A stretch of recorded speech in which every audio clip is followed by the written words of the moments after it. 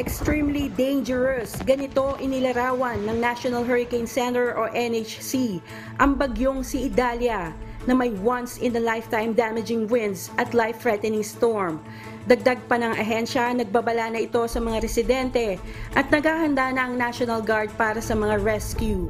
Sinabi ni Florida Governor Ron DeSantis na maaaring hindi makapunta ang mga first responders sa ilang lugar, kaya hinimok ang mga residente na magtungo na sa evacuation zones.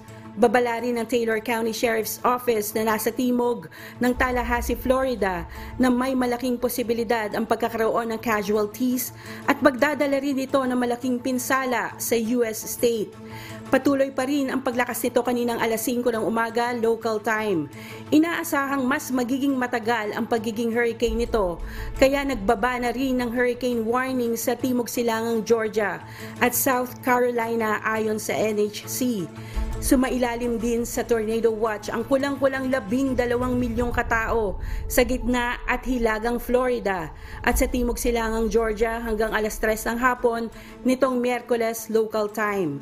Nakaranas na ng pagbaha ang Tampa, St. Petersburg at Fort Myers Beach sa Florida. Dulot ang pagtaas ng tubig dagat, malakas na hangin at pag-ulan. Inaasahang singtaas ng second floor ang dalang storm surge ni Idalia. Nag-evacuate na sa 28 counties ng Florida at isasara rin ang mga tulay dahil sa malakas na hangin. Daang flights na rin ang nakansela sa Tampa International Airport at sa St. Pete Clearwater International Airport Terminal sa pagsasara ng mga ito. Inilipat din ang ilang pasyente patungo sa ibang ospital at nasa 4,000 preso ang inilikas. Nasa 66,000 na customers ang nawalan ng kuryente Miyerkules ng umaga ayon sa poweroutage.com. Suspendido rin ang klase sa Florida habang na-deploy na ang nasa 5,500 National Guards para sa search and rescue efforts. Ang Hurricane Idalia ang kauna-unahang major hurricane sa rehiyon buhat pa noong 1851. Kath Carriedo, UNTV News and Rescue.